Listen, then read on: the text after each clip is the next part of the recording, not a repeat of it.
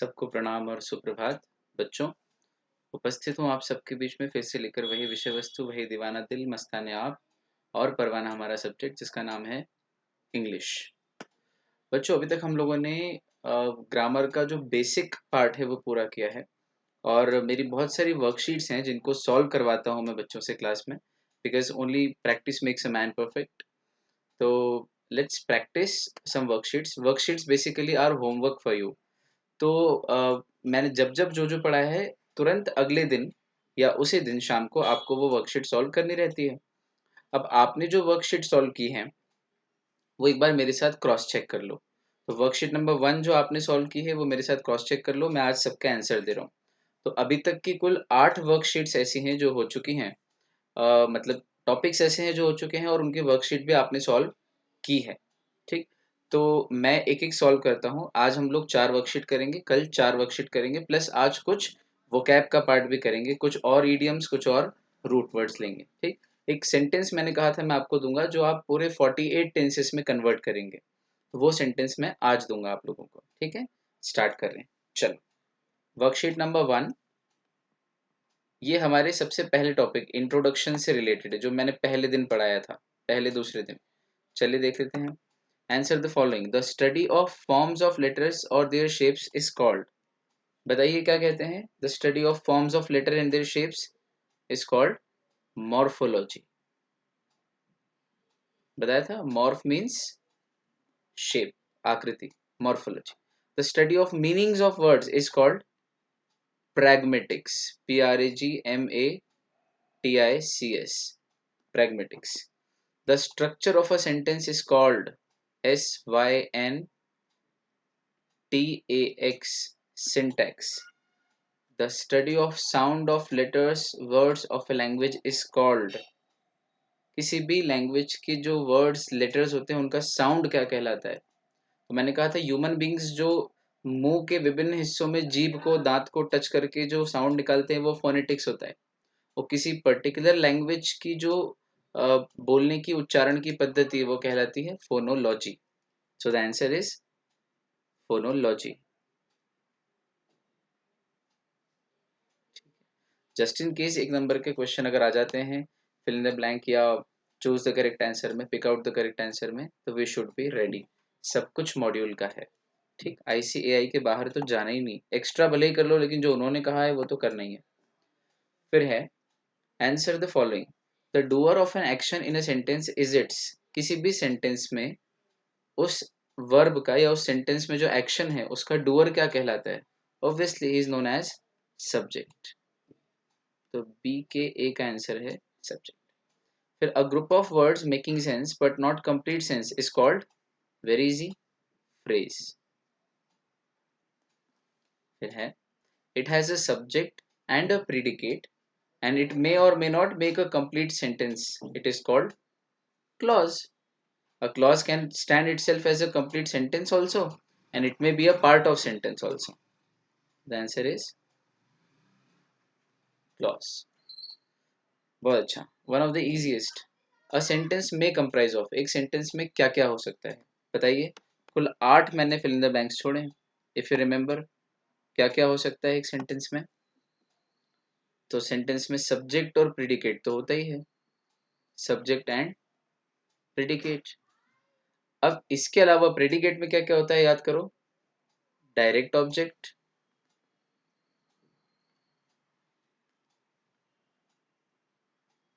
Indirect object. आप मेरे साथ साथ भरते जाओ बच्चों। अगर आपको करेक्शन करना तो आप भर तो चुके हो, बस करेक्शन मेरे साथ साथ कर लो अगर कुछ गलत लिखा हो तो। और जिन बच्चों ने थोड़ी सी मक्कारी की है, बेईमानी की है, नहीं भरा है, वो मेरे साथ साथ अभी करते जाओ। पर कर लेना, आगे की जो वर्कशीट्स नहीं की है वो मैं कराऊँ उसके पहले करके रखना। ऑब्जेक्ट ऑफ प्रीपोजिशन आपके नोट्स के पीछे है वर्कशीट्स। फिर वर्ब, फ्रेज और कॉम्प्लीमेंट सब पढ़े हमने पूरी जी जान लगा के। तो सेंटेंस में comprise of subject, predicate, direct object, indirect object, object of preposition, verb, phrase और कॉम्प्लीमेंट। परफेक्ट। ये हुई हमारी वर्कशीट 1। अबाउ सेकेंड वर्कशीट पे बच्चे लोग।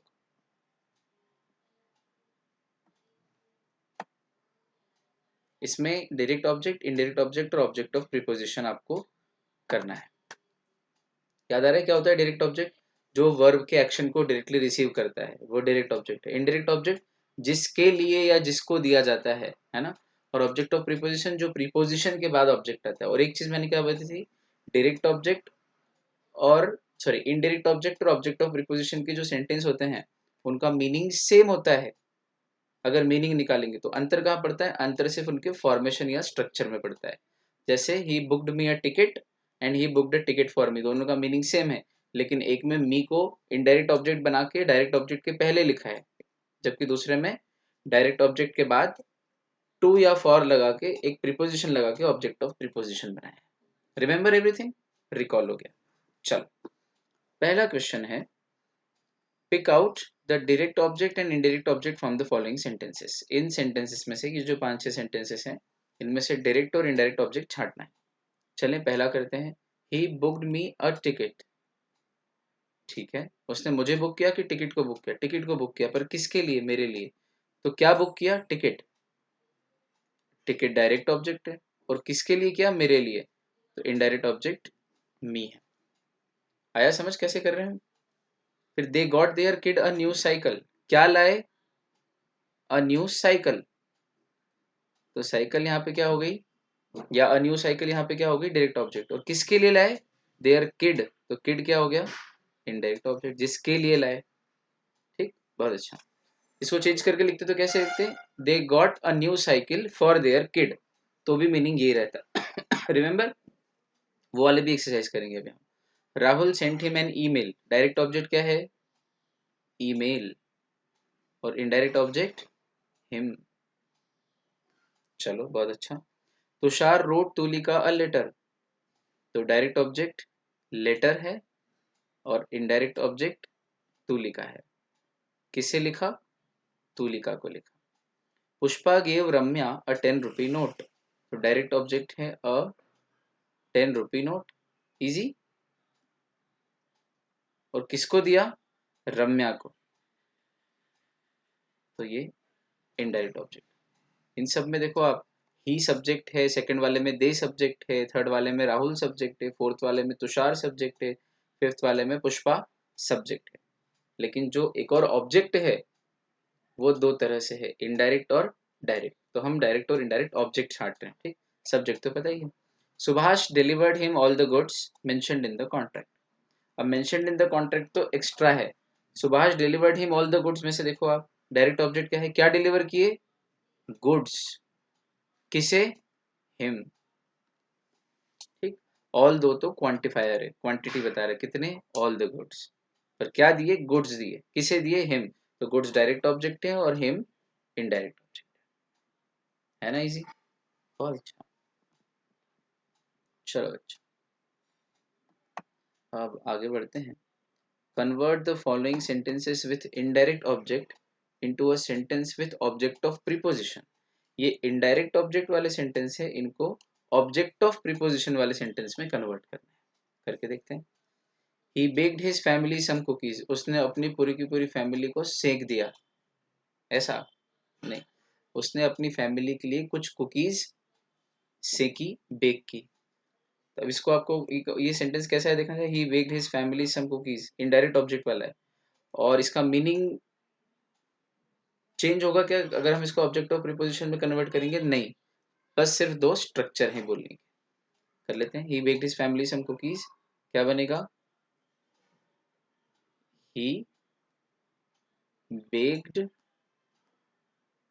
सम कुकीज पहले आ जाएगा, some cookies for his family. ये हो गया हमारा answer, he baked some cookies for his family. फिर है, Jack is telling them the news. ठीक, इसका बनेगा Jack is telling the news to them. बस ये इनडायरेक्ट ऑब्जेक्ट से ऑब्जेक्ट ऑफ प्रीपोजिशन में कन्वर्ट हो गया। तीसरा, I made you this kit, मैंने तुम्हें बनाया क्या, ये किट, है ना। तो इसका सही अर्थ क्या है, मैंने तुम्हारे लिए ये किट तैयार किया है या बनाया है। तो इसका क्या बनेगा, ऑब्जेक्ट ऑफ प्रीपोजिशन में कन्वर्ट करें तो I made this kit for you. बहुत बढ़िया। अगला, सुमन सेंट यू दिस फ्लावर, इसको क्या बोलते हैं, फ्लावर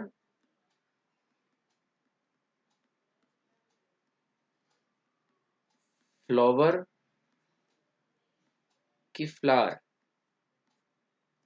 इसका सही प्रोनाउंसिएशन है flower. Suman sent you this flower, ठीक, flower, pronunciation should be correct बच्चों। Suman sent you this flower, इसका क्या बनेगा,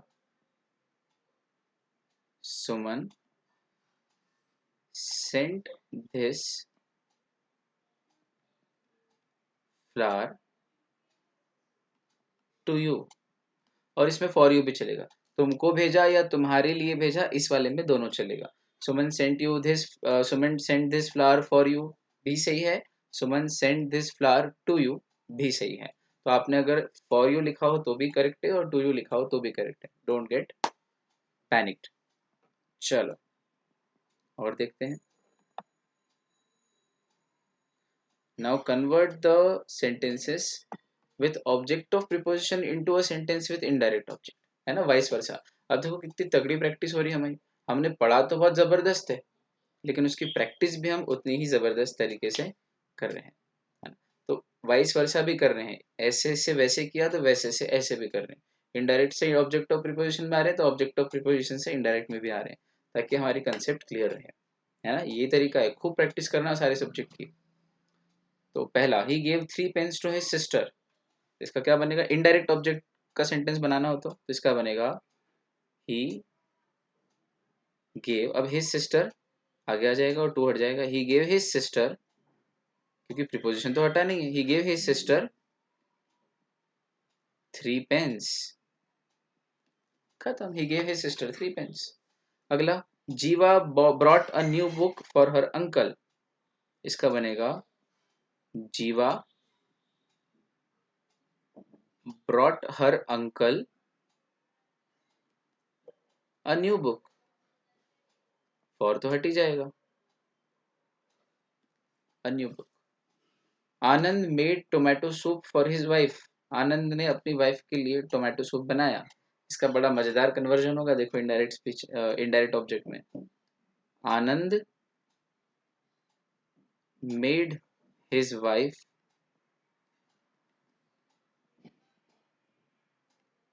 टोमेटो सूप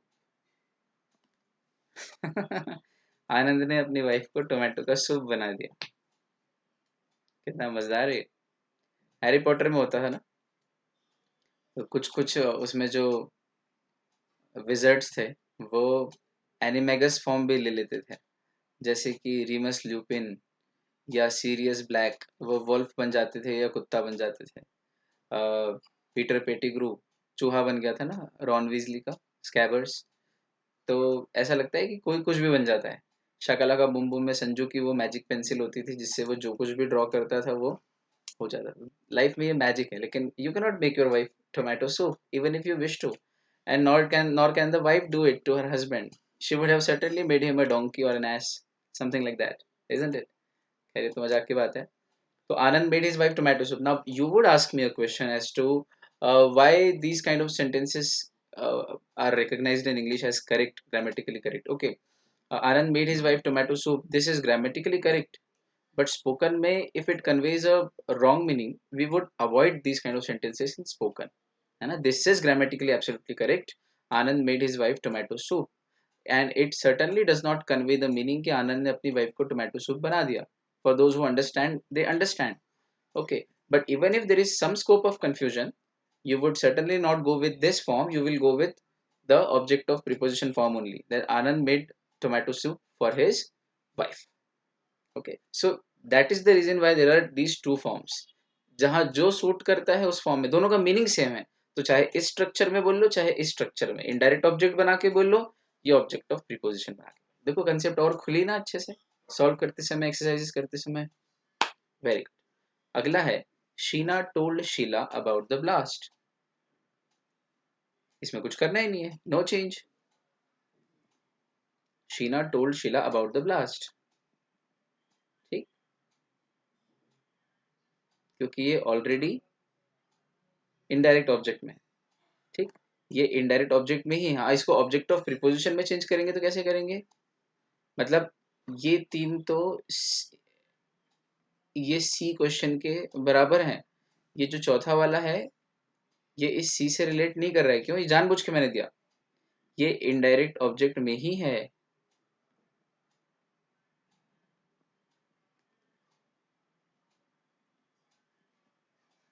हाँ, इसको ऊपर वाले बी क्वेश्चन में लेते और इसका मैं कहता कि ये इनडायरेक्ट ऑब्जेक्ट वाला ऑब्जेक्ट ऑफ प्रीपोजिशन में कन्वर्ट करो, तो कैसे करते, इसका होता Sheena told about the blast to Sheela, ठीक, पर ये इसका है ही नहीं यहाँ पे, इसलिए अपन इसको रहने देते हैं। दो वर्कशीट हमने पूरी किया, आप लोगों ने मेरे साथ साथ किया होगा, पूरी उम्मीद रख रहा हूँ। चलो आओ तीसरी वर्कशीट पे आते हैं हम लोग।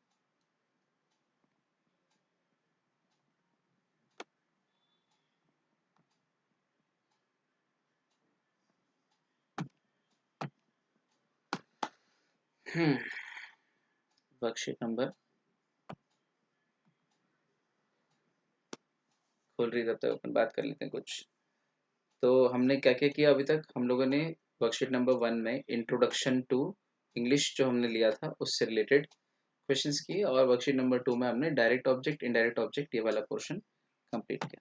चलो बच्चों, ओपन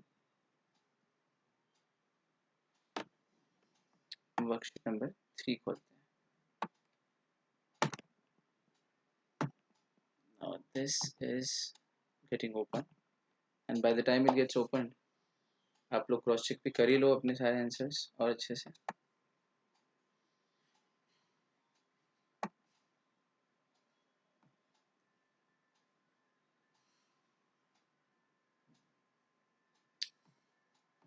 चलो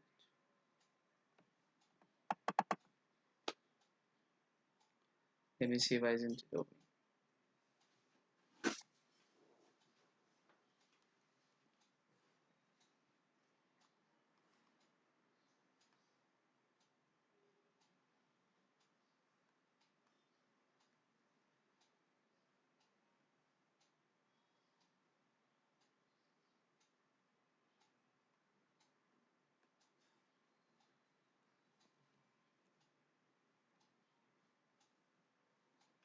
ये खुल गई हमारी वर्कशीट नंबर 3। चलो बच्चों, it has taken a little bit of time but finally खुल गई। Worksheet number 3, pick out the finite and non finite verbs from the following sentences. क्या पिक आउट करनी है, फाइनाइट और नॉन फाइनाइट वर्ब्स। अब याद करो वर्ब्स हमने पढ़ी थी, है ना, तो ये वर्ब की वर्कशीट है। फाइनाइट वर्ब जो अपने सब्जेक्ट के साथ नंबर, टेंस और मूड में अग्री करती है और उसके हिसाब से बदलती जाती है। नॉन फाइनाइट जो बदलती नहीं है ना, चाहे सब्जेक्ट का नंबर यानी कि सिंगुलर से प्लूरल हो जाए या उसका टेंस बदल जाए, लेकिन वो वर्ब वैसी रहती है। चलो, आई हेट कैंपिंग। अब इसको है ना, नहीं समझ में आया ना, तो आप चेंज करके देखो इसका टेंस। आई हेट कैंपिंग, चलो इसको पास्ट में करते हैं, आई हेटेड कैंपिंग। तो कैंपिंग कैंपिंग ही रहा, ये चेंज नहीं हुआ। हेट चेंज हुआ हेटेड, जो चेंज हो जाए वो फाइनाइट, मतलब इसमें हेट फाइनाइट है और कैंपिंग एक वर्ब है, लेकिन कैसी वर्ब है, नॉन फाइनाइट, क्योंकि चेंज ही नहीं हो रही है। अब आया समझ में, अब देखो एक्सरसाइज करने से कितने अच्छे से रिलेट हो गया जल्दी से। दे एट पिज्जा, अब इसमें फाइनाइट वर्ब कौन सी है, एट, नॉन फाइनाइट वर्ब है ही नहीं, इस सेंटेंस में एक ही वर्ब है। पिज्जा तो सब्जेक्ट ऑब्जेक्ट है, दे सब्जेक्ट है, एक ही वर्ब है एट, दूसरी कोई वर्ब ही नहीं है। फिर we want to go there, अच्छा we want to go there, चलो इसका पास्ट बना के देखते हैं, we wanted to go there. तो वांट टू गो, गो यहाँ पे गो है, वांटेड टू गो यहाँ पे भी गो ही है, बस वांट का वांटेड हुआ है और गो भी एक वर्ब है, लेकिन वो तो चेंज हो ही नहीं रही है। और जो चेंज हो जाए सब्जेक्ट के हिसाब से या टेंस के हिसाब से वो फाइनाइट, मतलब यहाँ पर वांट फाइनाइट है और गो नॉन फाइनाइट। और नॉन फाइनाइट में देखो टू लगा है, मतलब कौन सा वाला है, इन्फिनेटिव, अगर ये भी निकालना हो तो अपन निकाल सकते हैं, ये इन्फिनेटिव है, टू इन्फिनेटिव। यहाँ पर कैंपिंग क्या है, आई हेट कैंपिंग, यहाँ पर जिरंड है, आईएनजी लगा के जिरंड बनाया है। क्यों? क्योंकि वर्ब नाउन का काम कर रही है। वर्ब जब आईएनजी लगा के एडजेक्टिव बन जाए तो पार्टिसिपल, वर्ब जब आईएनजी लगा के नाउन बन जाए तो जिरंड, और वर्ब आईएनजी लगा के वर्ब ही रहे तो मेन वर्ब। ये तीनों पढ़ा है अपन ने, बहुत कंसेप्चुअल गए। We ate our roasted almonds. Roasted almonds is my favourite chocolate flavour. आप लोगों में से भी किसी को पसंद होगा, I am sure. Roasted almonds, सिकी हुई बादाम। तो we ate our roasted almonds, हमने हमारी रोस्टेड आलमंड्स खा ली। We have eaten our roasted almonds. We eat our roasted almonds. Eat, ate, eaten, eat में तो चेंज हो रहा है। रोस्टेड आलमंड्स का जो रोस्ट है, वर्ब है रोस्ट, सेकना, वो रोस्टेड का रोस्टेड ही है। पास्ट पार्टिसिपल फॉर्म रोस्ट का, और पास्ट पार्टिसिपल फॉर्म मतलब पार्टिसिपल इनफाइनाइट या नॉन फाइनाइट। तो इसमें फाइनाइट वर्ब है एट जो चेंज हो रही है, और नॉन फाइनाइट है रोस्टेड। लॉजिक के साथ कर रहे हैं। अगला है I started screaming at the thief. I started screaming at the thief, I am starting screaming at the thief, I start screaming at the thief. तो स्टार्ट या स्टार्टेड क्या हो गया इसमें, फाइनाइट, और स्क्रीमिंग क्या हो गया, चिल्लाना, नॉन फाइनाइट। चिल्लाना हमेशा नॉन फाइनाइट होता है? नहीं, इस सेंटेंस में स्क्रीमिंग नॉन फाइनाइट है। और कौन सा भेद है? I started screaming at the thief gerund है, यहाँ पर पार्टिसिपल। कौन सा वाला participle? Past participle. Ram worked well with a broken leg.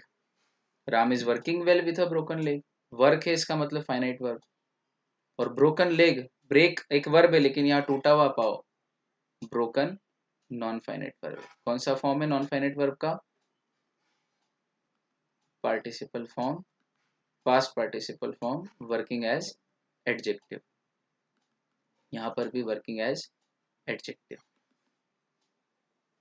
चलो, यहाँ पर ओनली मेन वर्ब है या फाइनाइट वर्ब है, नॉन फाइनाइट वर्ब है ही नहीं।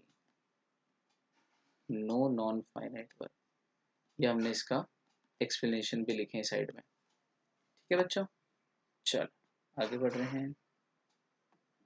अगला question, fill up the appropriate auxiliary verb in the following sentences. आपको यहाँ पर ऑक्सिलरी वर्ब भरना है। ऑक्सिलरी वर्ब कौन सी है? Is, be, been, being, have, had, was, were, am, are, ये सारी ऑक्सिलरी वर्ब। चलो, दे सिंगिंग कैरल्स। तो सिंगिंग तो या तो वर आएगा या आर आएगा, तो यहाँ पर वर या आर दोनों आ सकते हैं, या हैव बीन भी आ सकता है, they have been singing carols. ठीक, तो आपने अगर वर लिखा हो तो भी ठीक है, आर लिखा है तो भी ठीक है, हैव बीन लिखा है तो भी ठीक है। ठीक है, हैव बीन फिर दो हो जाएगी, चलेगा, दो भी लिख सकते हैं आप auxiliary verbs. The ball dash hit by the batsman, तो the ball was hit by the batsman, the ball is hit by the batsman. ठीक, वर आर नहीं आएगा, कौन से वाले आएंगे? The ball is hit, the ball was hit, the ball has been hit, the ball had been hit, चारों सही है। ठीक है, तो इज लिखा हो या वॉज, ये पैसिव का बनाया है, और आप हैज बीन और हैड बीन भी अगर लिखते हो तो गलत नहीं है, कंफ्यूज मत होना, चलेगा। विल भी आ सकता है, the ball will be hit by the batsman, तो भी चलेगा। सुमित डन द जॉब, तो हैज भी आ सकता है और हैड भी आ सकता है। Sumit has done the job, Sumit had done the job, ये डिपेंड करता है आपने इसको पास्ट परफेक्ट बनाया है कि प्रेजेंट परफेक्ट। अगला है the boys not play well, तो डू भी आ सकता है और डिड भी आ सकता है। The boys did not play well, the boys do not play well, अगर आपने दोनों में से कोई सा लिखा है चलेगा। फिर ही नॉट नो इंग्लिश, तो डिड भी आ सकता है और डज भी आ सकता है। यहाँ डू क्यों नहीं आएगा? क्योंकि ही है, सिंगुलर है। ऊपर द बॉयज प्लूरल था इसलिए डू और डिड है, और यहाँ पर ही है, सिंगुलर है, इसलिए डिड और डज है, डू की जगह डज है, सिंगुलर प्लूरल। अच्छा देख लो, मैंने कहा था डू डज जब भी आता है मेन वर्ब में एस नहीं लगता, देखो यहाँ पे भी एस नहीं है, यहाँ पे भी एस नहीं है, प्ले नो है ना, क्योंकि डू डज डिड अगर आता है किसी सेंटेंस में तो उसमें एस नहीं लगता। भले ही वो प्रेजेंट में ही क्यों ना हो। फिर Walt Disney dash created Mickey mouse, Walt Disney नाम के कार्टूनिस्ट ने मिकी माउस नाम का कार्टून बनाया था, तो क्रिएट किया था। तो Walt Disney has created Mickey mouse या हैड क्रिएटेड मिकी माउस, दोनों सही है, मिकी माउस। चलो भाई, मिकी माउस हमारे समय का है cartoon. Fill up the appropriate modals in the following sentences, modals, और आपको हिंट दी है साइड में ब्रैकेट में कि आपको किस रेफरेंस में किस तरह के मोड में मॉडल भरना है, पॉसिबिलिटी की, परमिशन की, ऑब्लिगेशन, कैपेसिटी या परमिशन। देखते हैं। They dash win the match, possibility, किसी भी चीज की पॉसिबिलिटी मतलब हो भी सकता है और नहीं भी हो सकता है, केपेबिलिटी नहीं, पॉसिबिलिटी, तो यहाँ पर आएगा might, they might win the match. ठीक, अगर मैं ब्रैकेट में लिखता कैपेसिटी तो आप फिर कैन लिखते हैं, तो they can win the match grammatically incorrect नहीं है, लेकिन जो ब्रैकेट में हिंट दिए उससे मैच करना है, और कैन कैपेसिटी में जाता है जबकि पॉसिबिलिटी मे या माइट में होती है। ठीक, तो दे मे विन द मैच भी पॉसिबिलिटी है और they might win the match भी पॉसिबिलिटी। मे माइट एक दूसरे के ये मान के चलिए आप प्रेजेंट और पास्ट फॉर्म है, तो कोई फर्क नहीं पड़ना है। You dash go out, permission, तो यहाँ में आएगा, परमिशन देते हैं, I may I come in, yes you may come in, you may go out, permission. आप तो ब्रैकेट में जो हिंट दिए उसके हिसाब से देखना ना, यू शुड गो आउट ऐसा भी तो हो सकता था सर, अरे पर उन्होंने एडवाइस थोड़ी लिखा है ना, परमिशन लिखा है, तो उस हिसाब से मैं आएगा, हिंट के हिसाब से चल रहे हैं पर। सेंटेंस बहुत सारे तरीके से बन सकता है, कोई सा भी वर्ड डाल दो इसके अंदर, you had to go out, तुम्हें बाहर जाना ही पड़ा था, तो भी कोई गलत थोड़ी हो जाएगा, भर तो कुछ भी दो आप खाली स्थान में, लेकिन उस जो हिंट दी उससे मैच करना चाहिए ना। लॉजिक समझ में आया? तो पॉसिबिलिटी के लिए माइट, परमिशन के लिए may. Krishna bring Rukmini back dash, और ब्रैकेट में क्या दिया है, ऑब्लिगेशन, कर्तव्य, तो कर्तव्य यानी कि करना ही पड़ेगा या करना ही चाहिए, ही लग गया तो थोड़ा सा कंपल्शन टाइप है, तो ऑब्लिगेशन यानी कर्तव्य, तो Krishna must bring Rukmini back, Krishna को रुक्मिणी को फिर से ले आना चाहिए, भाई मायके चली गई है तो कृष्ण की ड्यूटी है कि जाए और अपनी वाइफ को अपने घर ले आए। फिर Rahul dash do miracles if he works hard, Rahul चमत्कार कर सकता है अगर वो मेहनत करे, तो कैपेसिटी बता रहे हैं, तो कैपेसिटी बताने वाला कैन या कुड, तो राहुल कैन या Rahul could do miracles if he works hard. और आखिरी है आई आस्क क्वेश्चन डैश के बाद permission, may I ask a question, can I ask a question भी ठीक है, पर ज्यादा बेटर क्या लगेगा, मे आई आस्क अ क्वेश्चन। आया बच्चों समझ? परफेक्ट, है ना। ये प्रैक्टिस बहुत जरूरी थी, modal verbs, main verbs, finite, non finite, auxiliary verbs, एक ही बार वर्कशीट हो गई तो क्लियर हो गया हमेशा के लिए। चलो भैया, फोर्थ वर्कशीट पे आते हैं हम लोग। हाँ, अभी भी वर्ब की वर्कशीट है क्योंकि वर्ब के और भी प्रकार हैं, ट्रांजिटिव, इंट्रांजिटिव, इसके अलावा प्रीपोजिशनल, नाउन और वर्ब फ्रेजेस जो हमने पढ़े थे। याद आ रहे हैं, वर्ब फ्रेज कॉम्प्लीमेंट, तो प्रीपोजिशनल फ्रेज, नाउन फ्रेज और वर्ब फ्रेज, तीन तरह के फ्रेज पढ़े थे हमने, वो भी आपको इसमें देखने हैं इस वर्कशीट में। तो पहले ट्रांजिटिव इंट्रांजिटिव कर लेते हैं। ट्रांजिटिव इंट्रांजिटिव पकड़ने का सबसे अच्छा तरीका है पैसिव बना के देख लो, पैसिव वॉइस अगर बन रहा है सेंटेंस का मतलब उसमें ट्रांजिटिव वर्ब है, और अगर नहीं बन रहा है सही साइड पैसिव वॉइस, तो इसका मतलब उसमें जो वर्ब है वो इंट्रांजिटिव है। ठीक है, चलो देखिए जरा, she left the keys on the table, उसने चाबी टेबल पे छोड़ दी, तो the keys were left on the table by हर, इसका मतलब इसमें ट्रांजिटिव है, तो she left the keys on the table, left क्या है, ट्रांजिटिव वर्ब है, तो इस सेंटेंस में ट्रांजिटिव है कि इंट्रांजिटिव है, ट्रांजिटिव है, और कौन सी वर्ब है, लेफ्ट।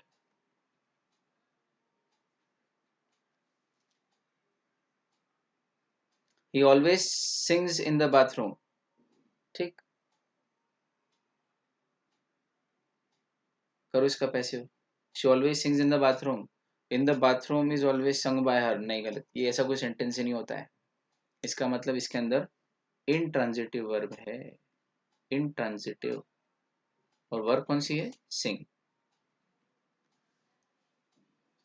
चल, I want to leave early, early is wanted to me by, कुछ भी उठपटांग नहीं बन रहा है, पैसिव नहीं बन रहा है भैया। इसका मतलब यहाँ पर वही वर्ब ट्रांजिटिव की जगह इंट्रांजिटिव है। देखो वही लीव वर्ब है जिसका हमने लीव का लेफ्ट बनाया था, ऊपर छोड़ के गए, है ना, पर यहाँ पर ट्रांजिटिव थी और वही वर्ब इसी फॉर्म में इंट्रांजिटिव है। अगला है the match starts at 3 o'clock। At 3 o'clock the match is started, नहीं ऐसा कुछ पैसिव नहीं बन रहा है, इसका पैसिव बन ही नहीं रहा है, तो यहाँ पे भी इंट्रांजिटिव वर्ब है, कौन सी, स्टार्ट। आया। माई father took the book was taken by my father बन रहा है, मतलब ट्रांजिटिव है। और कौन सी वर्ब ट्रांजिटिव है,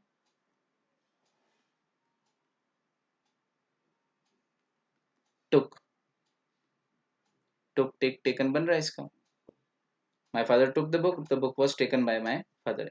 एलिक्स sent a postcard, Alix ने एक पोस्ट कार्ड भेजा, a postcard was sent by Alix बन रहा है, मतलब ट्रांजिटिव वर्ब है।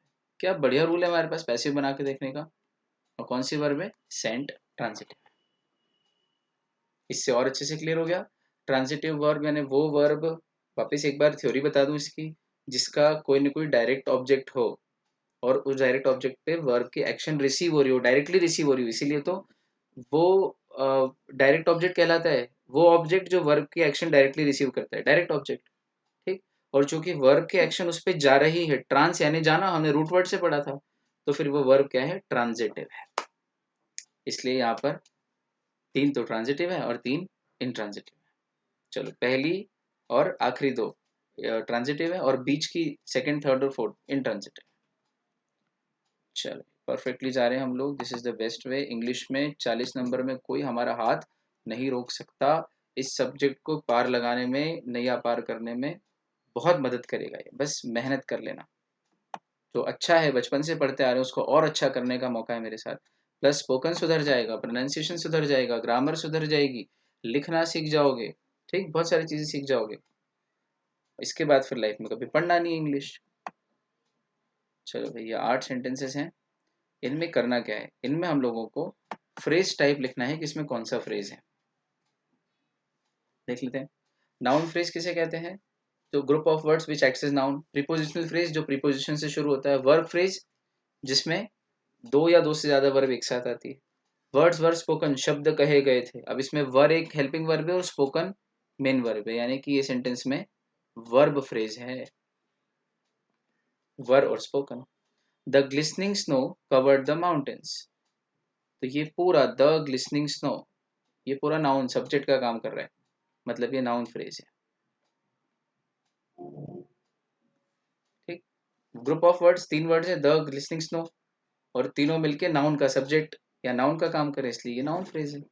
यू कांट ईट दैट, अब देखो कांट एक मॉडल वर्ब है और ईट मेन वर्ब है, यानी कि एक वर्ब फ्रेज है। 2 या 2 से ज्यादा वर्ब, तो यहाँ पे 2 वर्ब एक साथ, verb phrase. The gift inside the box is mine, the gift inside the box is mine. Inside the box, inside एक प्रीपोजिशन है, तो इनसाइड द बॉक्स ये क्या हो गया, प्रीपोजिशनल फ्रेज।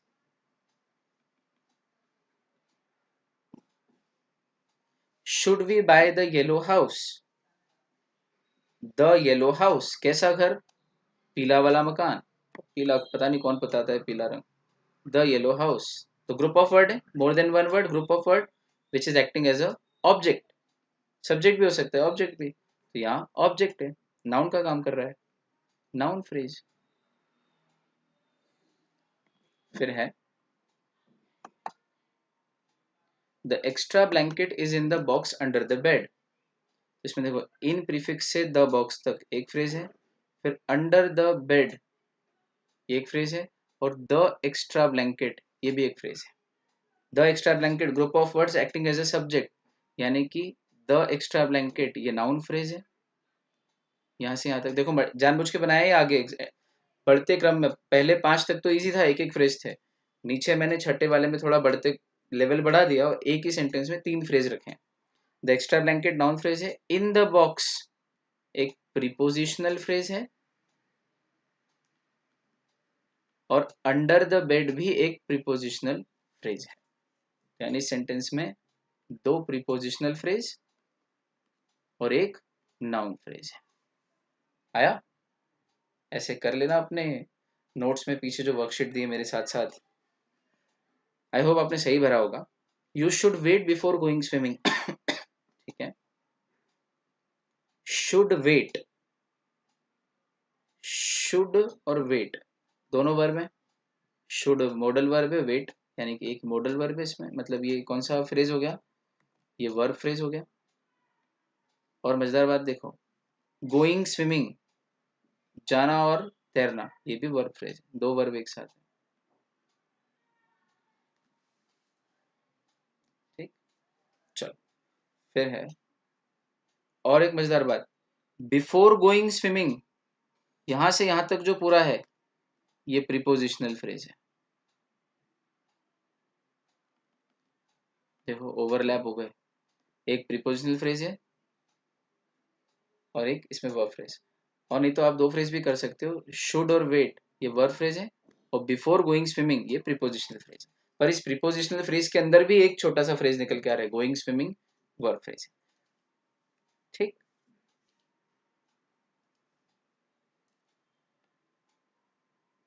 पर चूंकि गोइंग स्विमिंग वर्ब का काम कर नहीं रहा है इसलिए अपन उसको हटा भी सकते हैं चाहे तो, क्योंकि वो वर्ब तो है लेकिन वर्ब का काम नहीं कर रहा है, इसलिए आप तो इसको प्रीपोजिशनल फ्रेज ही लिख लो। और लास्ट है the tiger crept slowly over the grass. Crept यानी कि ऐसे धीरे धीरे चल के गया, स्लोली तो एडवर्ब है, ओवर द ग्रास ये एक प्रीपोजिशनल फ्रेज है, ओवर प्रीपोजिशन है, प्रीपोजिशनल फ्रेज। डन, आया? The tiger crept slowly over the grass. चलो भैया, ये हमारी आज की 4 वर्कशीट हुई। अब हम ईडियम लेते हैं, ईडियम ऑफ द डे। आज के ईडियम्स स्टार्ट करते हैं। बढ़िया सा कोई सा निकालता हूँ आपके लिए, देखो फ्रॉम माय रेपोजिटरी। एक बढ़िया सा लिखो,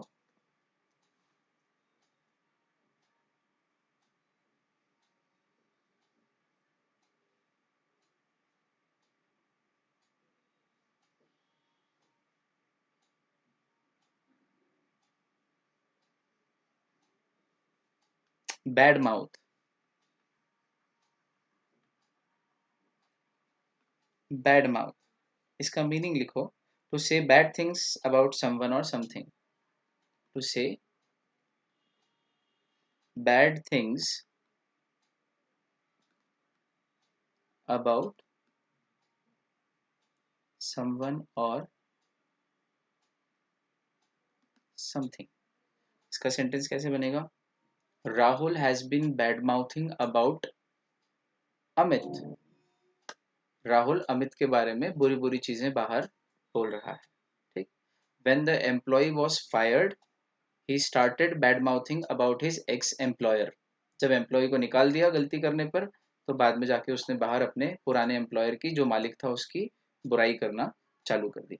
बैड माउथ है ना। तो one should not do this, मतलब ये करना है इसलिए नहीं पढ़ा रहा हूँ, इसको क्या बोलते हैं इसलिए पढ़ाया है।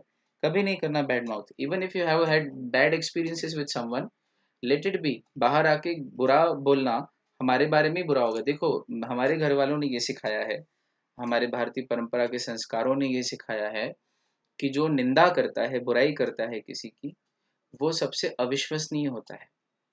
आपके पास आया है कोई और किसी एक्स व्यक्ति की बुराई कर रहा है, तो निश्चित रूप से अगर उसकी नेचर में है बुराई करना, वो एक्स की कर रहा है, तो कल आपकी बुराई किसी भाई के सामने करेगा। And he is a thoroughly unreliable person. ठीक, और हम खुद भी इस दुर्गुण से बचे, we should not bad mouth about anyone, है ना। ये भी एक बढ़िया सेंटेंस है, बैड माउथ करना नहीं चाहिए। चलो एक लिखो,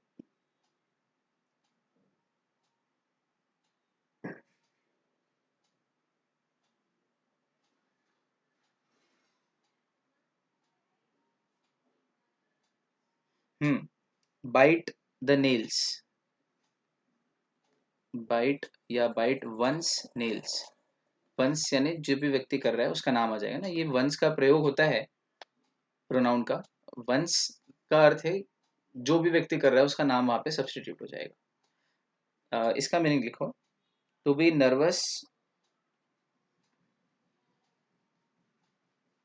नर्वस अबाउट समथिंग। अभी कैसे पढ़ा, जनरली जब कोई व्यक्ति नर्वस होता है तो अपने नाखून खाता है, ऐसे। You might remember Saurav Ganguly, one of India's greatest captains. Saurav Ganguly had this knack. Knack मतलब KNAC के knack, knack यानी habit, आदत। Saurav Ganguly had this knack of biting his nails. When the match was in a crucial situation, it was like एक over में 12 run चाहिए सामने वाले team को और इंडिया बॉलिंग कर रही है, तो जहीर खान 12 रन रोक पाएगा कि नहीं रोक पाएगा, तो it was like nail biting finish. English में ऐसी एक और है नेल बाइटिंग। नेल बाइटिंग मतलब जिसमें नाखून चबाने पड़ जाए, यानी कि नर्वसनेस बहुत बढ़ जाए। तो जब भी ऐसा मैच फंसा हुआ हो, एक ओवर में 15 रन चाहिए, धोनी बैटिंग पे हो, तो अपन क्या बोलते हैं कि यार, और फिर इंडिया जीत जाए, तो ये कैसी फिनिश हुई, it was a nail biting finish. इतना क्लोज गेम रहा है, आखिरी बॉल पे छक्का मार के मैच जीते हैं कि लोगों ने अपने नाखून चबा डाले। Nail biting finish. और बहुत सारे स्किल हैं, edge of the seat match, है ना, नेल बाइटिंग फिनिश जैसे कि कहा, इलेक्ट्रीफाइंग मैच, फिर बहुत सारे। चल, बाइट द नेल्स। तो before the result were announced, Rahul was biting his nails, यानी कि ही वॉज वेरी नर्वस। अब वो असल में अपने नाखून नहीं चबा रहा था, लेकिन he was very nervous about something. Something क्या है यहाँ पर, रिजल्ट है, तो he was biting his nails. आया बहुत अच्छा। तीसरा, bite the dust, bite the dust, इसका है टू बी डिफीटेड, या टू बी किल्ड भी होता है, पर to be defeated. Geeta Phogat won the match and her Russian opponent had to bite the dust. तो गीता फोगाट ने मैच जीता और उसकी जो रशियन ओपोनेंट थी सामने, रशिया देश की, उसको धूल चाटनी पड़ी। ठीक, यानी कि हार माननी पड़ी, या यूं कहें कि वो हार गई। ठीक, I had to bite the dust in the match against Sachin Tendulkar. ठीक है, हम दोनों क्रिकेट खेल रहे थे, गली क्रिकेट में, और सचिन, अब कितनी बड़ी बात हो गई है ना, ऐसा कभी हुआ नहीं और न कभी होगा। लेकिन I had to bite, obviously I had to bite the dust, मुझे ही धूल चटा दी उसने, या मुझे धूल चाटनी पड़ी। अब असल में न धूल आपने बाइट की, चबाई, न चाटी, लेकिन ये एक मुहावरा है, इडियम है, यानी कि हार गए। तो और लिखो, bite the hands that feed you. देखो आज ये बाइट वाले ले रहे हैं सारे, bite the hands that feed you. अच्छा, फीड यू, फीड मीन्स खिलाना, तो जिन हाथों ने हमें खिलाया उन्हीं को हमने चबाया। इसका क्या तात्पर्य निकलेगा, ये तात्पर्य लगाना सीखो। मैं आपको क्यों इडियम ऐसे पढ़ा रहा हूँ, सर एक लिस्ट दे दो 500 300 500 इडियम्स की और हम रट लेंगे, ऐसा नहीं हो सकता, है ना। पढ़े जाएंगे 100 50 150 कुछ इडियम, हम मैं पढ़ा दूंगा आपको, और जब पढ़ाऊंगा तो उनका मीनिंग बताऊंगा। मीनिंग इस तरीके से बताऊंगा कि आपको इडियम्स का मीनिंग निकालना आ जाए, तो उस इडियम का मीनिंग भी निकालना आ जाए जो आपने कभी नहीं पढ़ा, कि यार सर ने बताया था कि जब हम ईडीएम पढ़ते हैं तो उसका भावार्थ निकालते हैं और इस तरीके से निकालते हैं। तो वो जो हैबिट आपकी पड़ेगी ना मेरे साथ साथ, तो उससे आप एग्जाम में अगर कोई ईडीएम आया कि एक ईडीएम है इसका मीनिंग बताओ, और आपने वो ईडीएम नहीं भी पढ़ा हो, क्योंकि हजारों ईडीएम है, सारे तो मैं वैसे भी नहीं पढ़ा सकता। ये स्कूल के एग्जाम तो है नहीं 12th तक की, कि जितना दिया है उतना रटा और उतना लिखा और उतने नंबर आ गए। इतना आसान खेल नहीं है ये, है ना। तो यहाँ पर कंसेप्ट की तैयारी करनी पड़ती है, लॉजिक्स प्रिपेयर करने पड़ते हैं सीए एग्जाम्स में, है ना बच्चों। तो ये लॉजिक प्रिपेयर हो रहा है हमारा, ऐसे डिकोड करते हैं मीनिंग, ऐसा उसका कोई तात्पर्य या भावार्थ निकालते हैं, और फिर 4 ऑप्शन में से हमको बहुत आसान हो जाएगा, है ना। चलो, to bite the hands that feed you, इसका क्या अर्थ है, जिन हाथों ने तुम्हें खिलाया उन्हीं को तुमने काट लिया, यानी कि जिस थाली में खाया उसी में छेद कर लिया, यानी उस व्यक्ति के साथ बुरा करना जिसने तुम्हारे साथ अच्छा किया है ना। तो इसका मीनिंग इंग्लिश में लिखो, to harm someone who does good things for you. To harm, नुकसान पहुंचाना, someone, who does good things for you, जो तुम्हारे लिए अच्छी चीज करता है उसको नुकसान पहुंचाना। देखो आज अपन एक ज्यादा लेते हैं।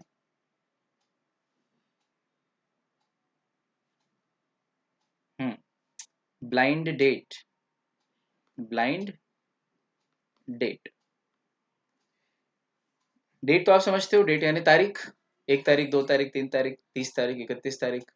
नहीं, ये वाली डेट नहीं। डेट यानी लड़का और लड़की जहाँ पर एक दूसरे के साथ, जो शादीशुदा नहीं है जनरली, मिलते हैं, खाना खाते हैं, बात करते हैं, थोड़ा साथ में घूमते हैं, उसे डेट बोलते हैं। अब ये तो पता ही है सब। ठीक। एक बार क्या हुआ कि एक स्कूल के फॉर्म भरने थे, तो मैडम ने बच्चे से कहा कि बेटा ये मेरा फॉर्म है।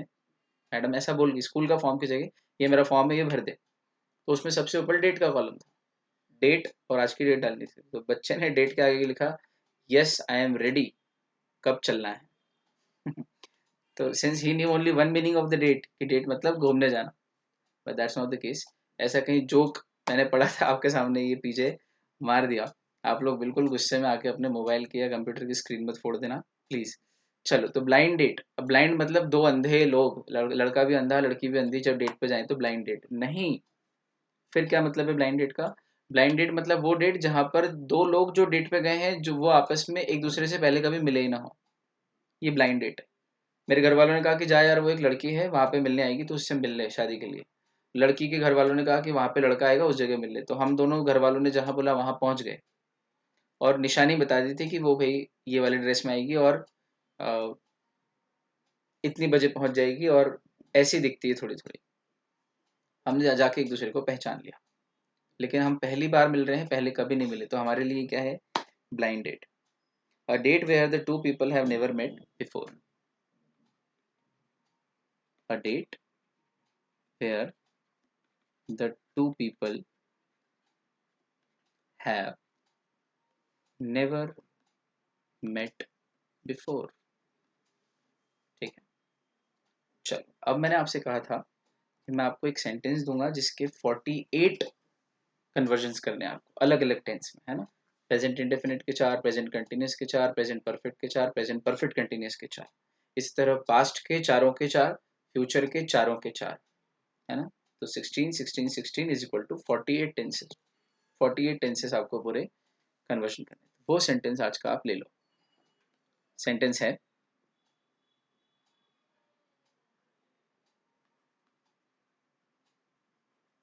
अमिताभ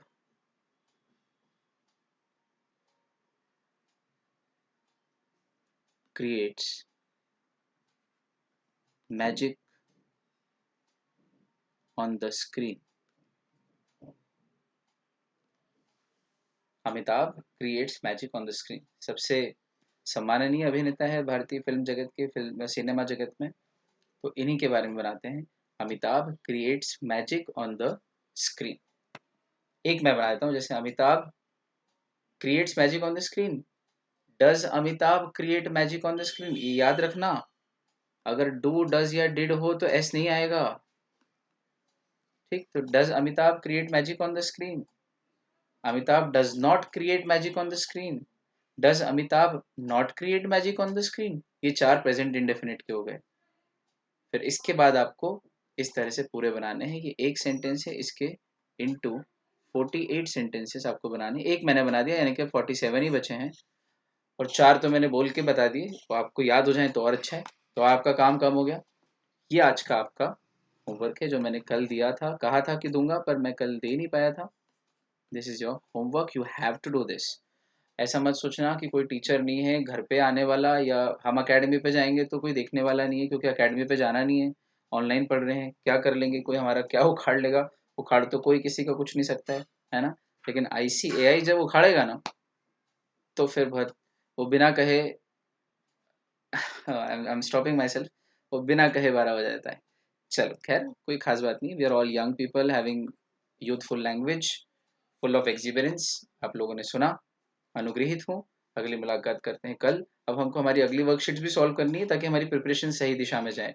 सिर्फ पढ़ लें, आगे पार्ट और पीछे सपाट हो जाए तो गड़बड़ हो जाएगी। साथ में थोड़ी थोड़ी प्रैक्टिस भी चलते रहे। आप लोगों ने सुना, अनुग्रहित हूँ। अगली मुलाकात कल, तब तक के लिए Bye bye, take care, and keep smiling, all of you. Thank you so much.